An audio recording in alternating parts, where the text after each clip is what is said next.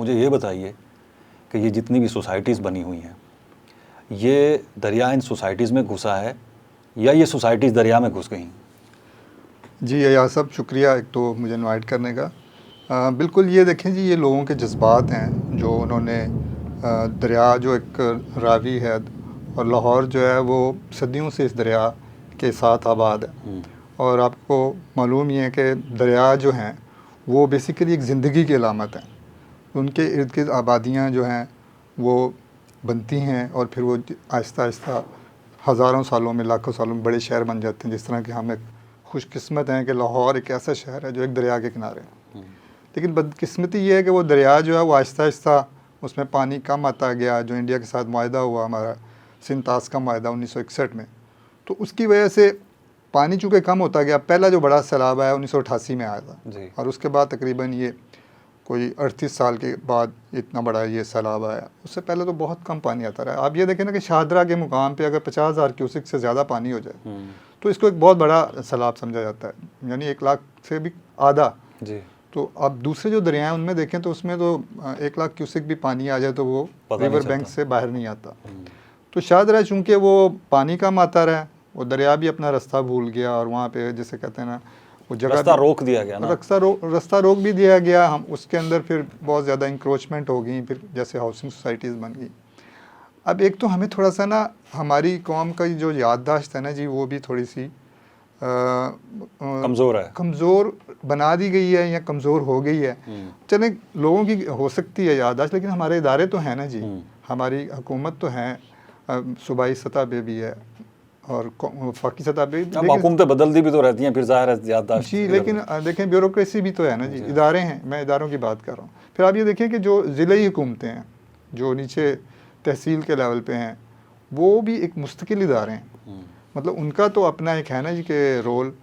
अब आप ये देखें कि क्या रोल है, वो तो बर्थ सर्टिफिकेट देते हैं ना सर। देखें बस यही बदकिस्मती है ना कि वो जो जिसे कहते हैं डे टू डे के काम है। नहीं, आप जिस रोल की बात कर रहे हो, टाउन प्लानिंग देखें ना जी, सबसे अहम चीज़ है टाउन प्लानिंग। टाउन प्लानिंग जो है वो एक जिसे कहते हैं कि एक मुस्तकिल एक प्रोसेस है। उसमें आप मतलब बेहतरी लाते हैं हालात के मुताबिक। जैसे यही है, अब देखें ना, क्लाइमेट चेंज है, माहौलियाती जो तब्दीली है, वो फिनोमेना पिछले तकरीबन 10-15 सालों से बहुत खुल के आ गया पाकिस्तान में। जो जिसे कहते हैं सही मानों में हमें झंझोड़ा गया था, वो 2010 का सैलाब था जो कि सुपर फ्लड था। तो पहले कहा जाता था सुपर फ्लड जो है शायद 1 सदी में एक दफ़ा है। तो अब वो कह रहे हैं कि हर जिसे कहते हैं एक डेकेड में, हर 10 साल में एक आ सकता है। और जो आया है आप देखें 2010 में आया, फिर 14 में भी आया, फिर 22, 23 और अब 25 में भी आ गया। तो ये सैलाब कहाँ आता है, कितनी शिद्दत से आता है, ये एक सवाल है। लेकिन सैलाब आ रहे हैं और उसकी बड़ी वजह जो है वो बारिशों का जो एक पैटर्न है उसमें तब्दीली है। तो अगर मैं कहता हूँ जी कि मेरी यहाँ घर बना हुआ था, मुझे घर भेज दिया गया, कॉलोनी बन गई, तो उसके ऊपर सवाल ये है ना जी कि वो कॉलोनी जिसने बनाई थी उसको तो इदारों ने रेगुलेट करना था। वो इदारे कहाँ, हमारे ज़िली हुकूमतें नहीं हैं। मतलब ज़िली आप टाउन प्लानिंग की बात करें, टाउन प्लानिंग का काम तो शायद ये जो प्रॉपर्टी टाइकून्स हैं उनका, ये मलिक रियाज का और ये जो आज ये वफाकी वज़ीर हैं इनका, क्योंकि बड़ी बड़ी सोसाइटीज़ तो ये बना रहे हैं। तो ये टाउन प्लानिंग किसका काम है? देखें यार साहब, बिल्कुल बना ही रहे हैं, लेकिन ये किन ज़ाब्तों के तहत बना रहे हैं, उसके लिए एनओसी किसने इशू करना है और उसका ज़रूरत होती है वैसे शुरू करने? तो ये तो मेरे ख्याल में बाद के प्रोसेस होते हैं जब आप बना लेते हैं। हाँ जी, वो तो हमारे बदकिस्मती ऐसे ही है ना जी कि यहाँ पे तो कोई एक कागज़ का टुकड़ा समझा जाता है किसी भी इजाज़त को, और उससे पहले ही काम शुरू कर लिया जाता है और बाद में पता लगता है कि ये इलीगल है। लोग वहाँ पे मकान ख़रीद भी लेते हैं, बना भी लेते हैं अगर प्लाट ख़रीदने। तो हमारे तो यहाँ जिसे कहते हैं ना कि इस हवाले से कोई भी किसी किस्म की जो इन्फोर्समेंट है, हम उसमें बड़े, हमारे लॉज बड़े बने हुए हैं।